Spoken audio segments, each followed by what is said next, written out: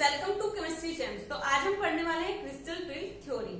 तो crystal field theory जो है वो सिर्फ कंसीडर करती है आयनिक अप्रोच को, मतलब ये सिर्फ आयनिक बॉन्ड को कंसीडर करती है, कोवलेंट बॉन्ड को कंसीडर नहीं करती।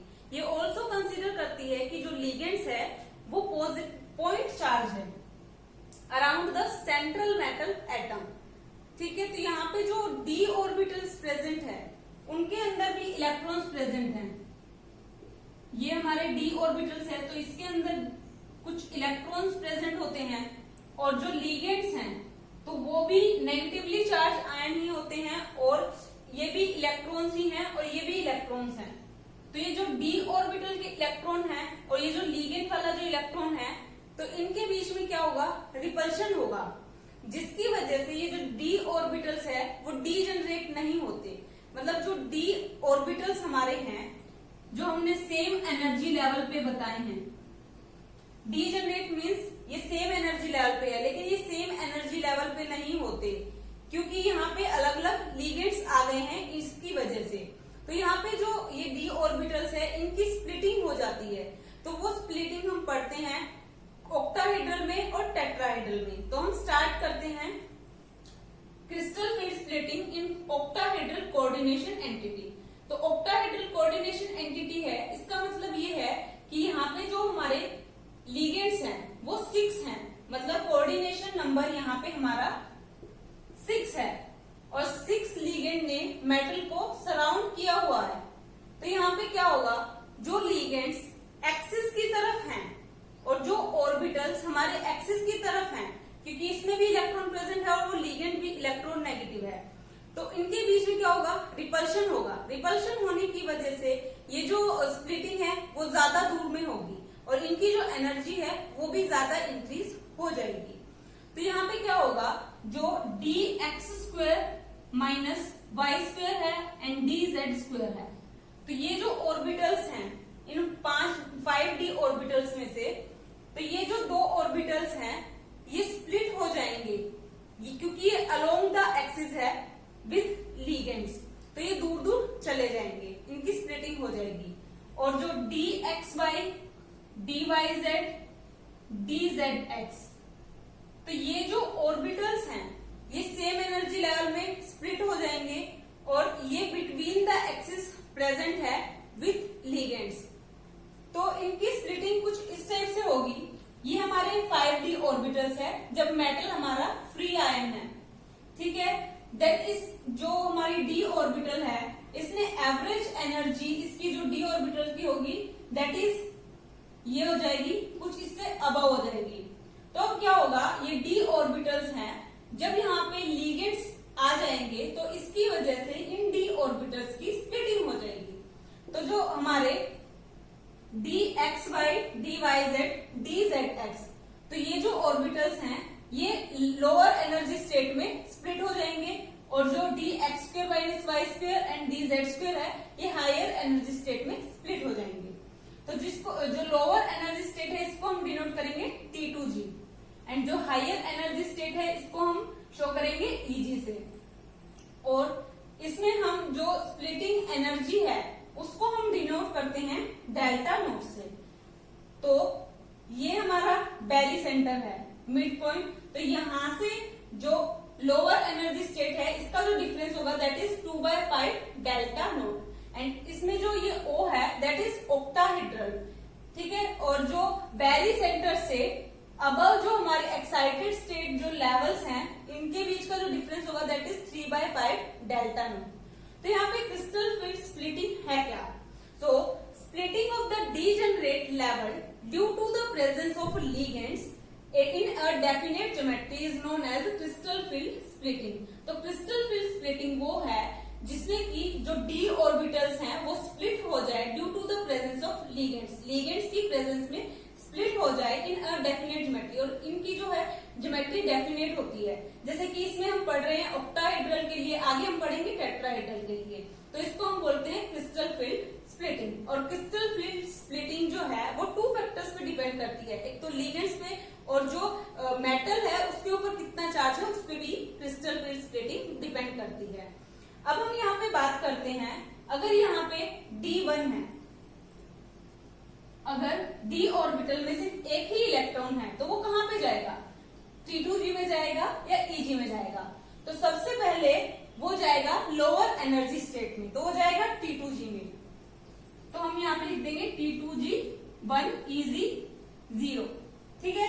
अगर हम D2 D3 की बात करें तो वो भी इसी में जाएंगे, क्योंकि हमारे पास यहाँ पे 3 स्टेट प्रेजेंट है लोअर में, तो तीनों के तीनों इलेक्ट्रॉन लोअर एनर्जी स्टेट में चले जाएंगे और अब जो एक्साइटेड स्टेट है वो फ्री रहेगी।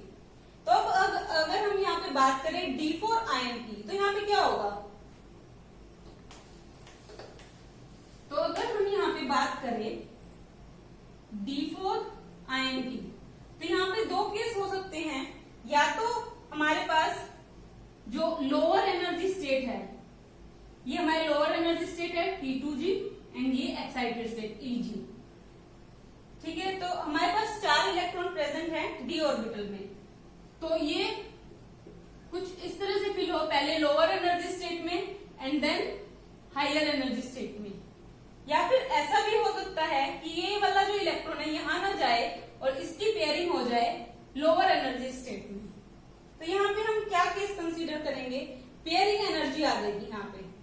अगर यहाँ पे पेयरिंग एनर्जी ज्यादा है, मतलब delta naught is less than P, मतलब यहाँ पे पेयरिंग एनर्जी ज्यादा है, तो इनके बीच का जो डिफरेंस है वो बहुत ही कम है। जो लोअर स्टेट है और जो एक्साइटेड स्टेट है इनके बीच का डिफरेंस बहुत ही कम है, तो जो ये इलेक्ट्रॉन है यहाँ पे पेयर नहीं होगा और वो एक्साइटेड स्टेट में चला जाएगा। अब हम बात करते हैं सेकंड केस की। अगर यहाँ पे जो डेल्टा नोट है वो ग्रेटर हो जाए पेयरिंग एनर्जी से, तो यहाँ पे जो ये एक्साइटेड स्टेट है और ये जो लोअर स्टेट है इनके बीच का डिफरेंस अगर बहुत ज्यादा हो जाए, तो ये जो इलेक्ट्रॉन है, फोर्थ जो इलेक्ट्रॉन है वो एक्साइट हो ही नहीं पाएगा, क्योंकि उसके पास इतनी एनर्जी नहीं है कि वो हायर एनर्जी स्टेट में जा सके। तो इसीलिए इस इलेक्ट्रॉन की पेयरिंग हो जाएगी, तो कुछ इस टाइप से हो जाएगा। ठीक है। तो अब हम बात करते हैं, यहाँ पे लिगेंड्स प्रेजेंट है, इसकी वजह से यहाँ पे डिफरेंट तरह की स्प्लिटिंग होती है और हाई स्पिन और लो स्पिन कॉम्प्लेक्सेस बनते हैं। तो इनका जो लिगेंड्स है उसकी अरेंजमेंट इंक्रीजिंग ऑर्डर में कुछ इस टाइप से है, I negative, then Br negative, SCN negative, Cl negative, S2 negative, F negative, OH negative, C2O4 2 negative. तो ये इसका जो लिगेंड्स का अरेंजमेंट है क्रिस्टल फील्ड स्प्लिटिंग में। तो I नेगेटिव जो है वो स्ट्रॉन्ग लिगेंड है, मतलब ये बहुत ज्यादा स्प्लिटिंग कर देगा, इनके बीच का जो डिफरेंस होगा वो बहुत ज्यादा होगा। ठीक है। अब हम बात करते हैं टेट्राहेड्रल कोऑर्डिनेशन एंटिटी। अगर यहाँ पे हम बात करें टेट्राहेड्रल की,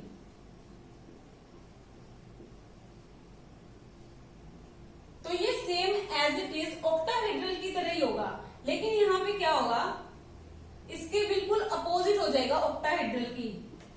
तो यहाँ पे हमारे जो ऑर्बिटल्स हैं, यहाँ पे तो हमारा आ जाएगा Eg, जो हमारे दो ऑर्बिटल स्प्लिट हुए थे, that is dx² - y² and dz², तो वो हमारे लोअर एनर्जी स्टेट में आ जाएंगे। और जो हमारे तीन जो ऑर्बिटल्स थे, दैट इज T2g, वो हायर एनर्जी स्टेट में चले जाएंगे। और ये है dxy, dyz, dzx ऑर्बिटल्स, और इनके बीच का जो डिफरेंस है, तो यहाँ पे तो डिफरेंस हो जाएगा 3/5 डेल्टा t। यहाँ पे t आ जाएगा क्योंकि हम यहाँ पे टेट्राहेड्रल की बात कर रहे हैं, और यहाँ पे आएगा 2/5 डेल्टा t। तो यहाँ पे ये किस वजह से होता है, ये इस वजह से होता है क्योंकि हम टेट्राहेड्रल कॉम्प्लेक्सेस की बात करते हैं।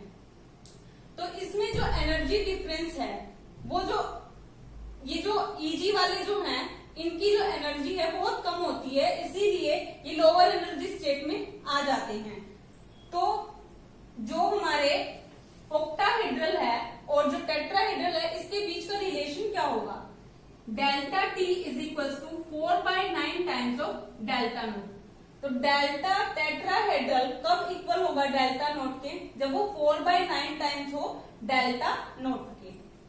ठीक है, तो अब हम यहाँ पे बात करते हैं कलर्ड कंपाउंड्स की।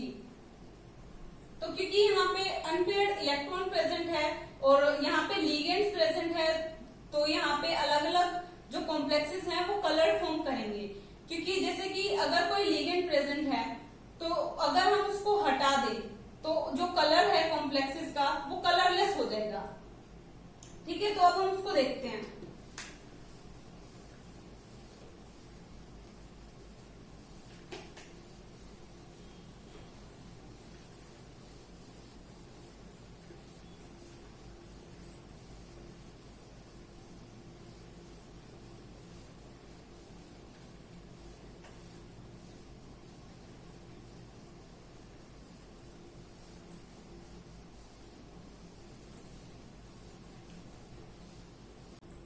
तो अब हम बात करते हैं कलर एंड कोऑर्डिनेशन कंपाउंड। तो यहाँ पे वेरियस टाइप्स के लिगेंड प्रेजेंट है जो कि मेटल के साथ कोऑर्डिनेट करते हैं, और हमको ये भी पता है कि जो डी ऑर्बिटल्स हैं, ट्रांजिशन मेटल एलिमेंट हैं, वो शो करते हैं कलर कंपाउंड। तो ऐसे ही यहाँ पे जब अलग अलग लिगेंड्स आते हैं वो अलग अलग वेवलेंथ पे अलग अलग कलर शो करते हैं। लाइक COCl3 NH3 2 पॉजिटिव, ये वेवलेंथ एब्जॉर्ब कर रहा है 535 नैनोमीटर पे, और जो ये एब्जॉर्ब कर रहा है light that is yellow colour, and जो ये जो कोऑर्डिनेशन एंटिटी का जो कलर लास्ट में आएगा that is violet. Same as it is अगर हम एग्जांपल देखें TiH2O6 3 पॉजिटिव, तो ये जो है एमिट कर रहा है वेवलेंथ 498 नैनोमीटर पे, और इसका जो कलर है लाइट का दैट इज ब्लू ग्रीन, और ये कलर शो कर रहा है पर्पल। तो इस एग्जांपल को हम कंसीडर करते हैं TiH2O6 3 पॉजिटिव। तो इसमें हमारा सेंट्रल एटम है टाइटेनियम, और इसका एटॉमिक नंबर होता है 22। सो 3D2 4s2 इसकी ऑक्सीडेशन स्टेट हो जाएगी, इलेक्ट्रॉनिक कॉन्फ़िगरेशन हो जाएगी। तो अगर हम यहाँ पे ऑक्सीडेशन स्टेट निकालें तो क्या होगी?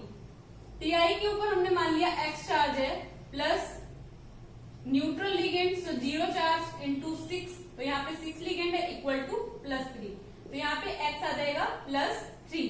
तो टाइटेनियम यहाँ पे प्रेजेंट है हमारा +3 ऑक्सीडेशन स्टेट में। तो यहाँ पे क्या होगा, हम 3 इलेक्ट्रॉन्स रिमूव कर देंगे यहाँ से, तो 2 यहाँ से चले जाएंगे इलेक्ट्रॉन, 1 यहाँ से चला जाएगा, तो यहाँ पे बचेगा 3D1। तो यहाँ पे एक सिंगल इलेक्ट्रॉन सिस्टम प्रेजेंट है। तो ये इलेक्ट्रॉन लाइक हमारे पास हमने पढ़ा था कि T2G प्रेजेंट है एंड Eg प्रेजेंट है। तो क्या है हमारा ग्राउंड स्टेट के अंदर ये हमारा इलेक्ट्रॉन T2G मतलब लोअर एनर्जी स्टेट में प्रेजेंट है। अगर हम बात करें एक्साइटेड स्टेट की,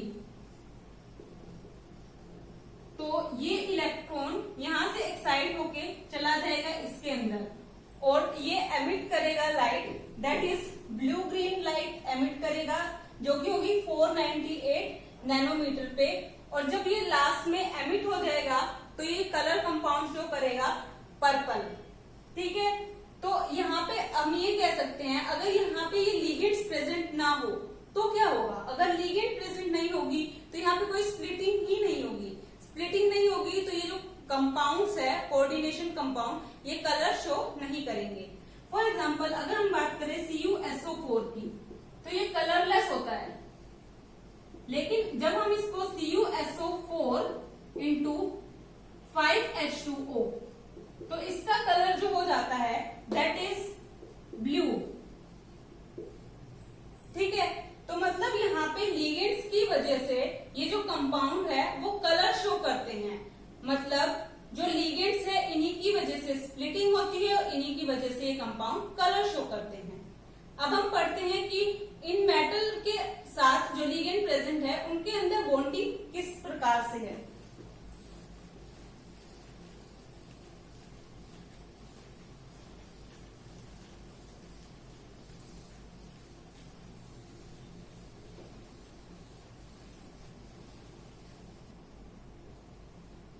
Bonding in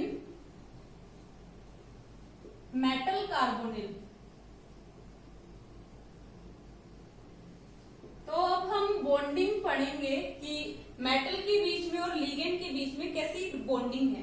तो हम यहाँ पे बात करते हैं होमोलिप्टिक कार्बोनिल की। होमोलिप्टिक कार्बोनिल मतलब जिसमें कि लिगेंड्स जो हैं वो सारे के सारे कार्बोनिल ही प्रेजेंट हो, तो उनको हम बोलते हैं होमोलिप्टिक कार्बोनिल। तो यहाँ पे हम बात करते हैं tetrahedral carbonyl and oxidation state is 0। Second हम बात करते हैं pentahedral carbonyl, oxidation state is 0 and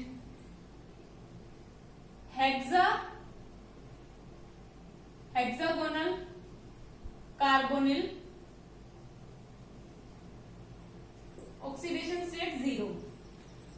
तो इसमें क्या होगा, हम पहले सबसे पहले टेट्राहेड्रल कार्बोनिल की शेप देखते हैं। तो यहाँ पे एग्जांपल होगा NiCO4, मतलब हमारे पास यहाँ पे अगर 4 लिगेंड्स प्रेजेंट है तो टेट्राहेड्रल होगा।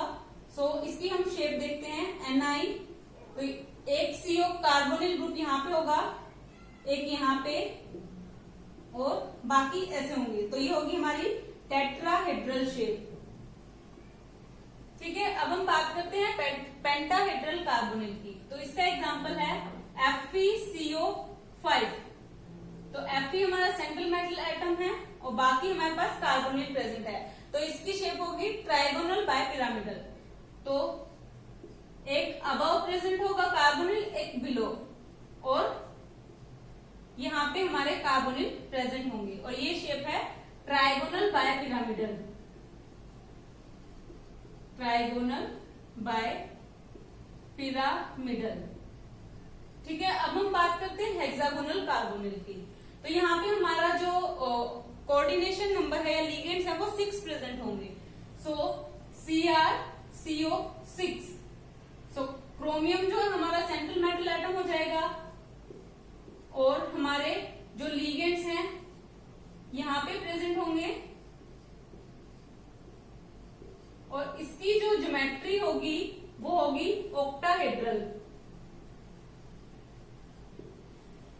अब हम यहाँ पे बात करते हैं, अगर यहाँ पे 2 मेटल प्रेजेंट हो, लाइक Mn2CO10,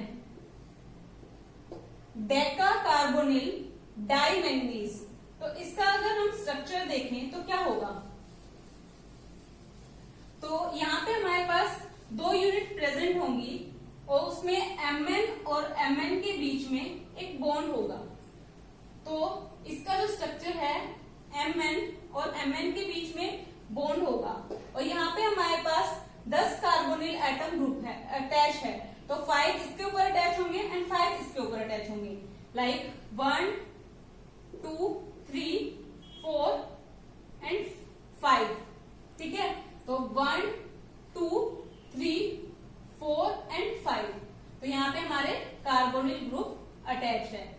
तो ये इसकी स्ट्रक्चर हो जाएगा Mn2CO10। ठीक है, अब हम यहाँ पे मेटल कार्बोनिल की जो बॉन्डिंग होती है उसके बारे में बात करते हैं, जनरल बॉन्डिंग जो होती है। तो यहाँ पे मेटल प्रेजेंट है हमारा, ठीक है, और ये इसके ऑर्बिटल्स हैं मेटल की। ठीक है, और यहाँ पे हमारा कार्बोनिल प्रेजेंट है, और ट्रिपल बॉन्ड होता है CO के बीच में, और यहाँ पे इसके ऑर्बिटल्स प्रेजेंट हैं। तो अगर यहाँ पे जो कार्बोनिल है इसके ऊपर जो लोन पेयर ऑफ इलेक्ट्रॉन है वो अगर मेटल आयन को डोनेट कर दे और ये बनाए सिग्मा बॉन्ड,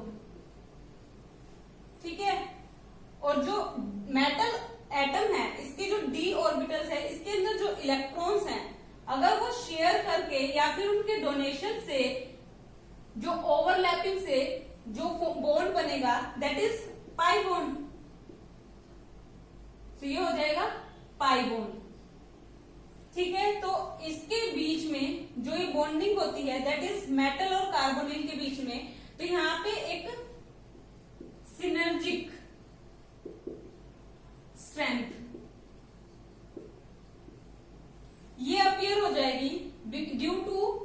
मेटल और कार्बोनिल के जो बीच में जो भी अट्रैक्शन या फिर इनके बीच में जो ये इलेक्ट्रॉन है ये या तो शेयर हो रहे हैं या फिर डोनेशन हो रहा है इनका, इसकी वजह से यहाँ पे सिनर्जिक इफेक्ट आ जाएगा। सो आज हमने पढ़ा CFT that is crystal field theory, bonding in metal, carbonyl and coloured compound. So that's for this video guys. So thank you so much for watching this video. Hit the like button, share with your friends and subscribe to my channel. Thank you so much. And do comment also if you like this video. So thank you so much.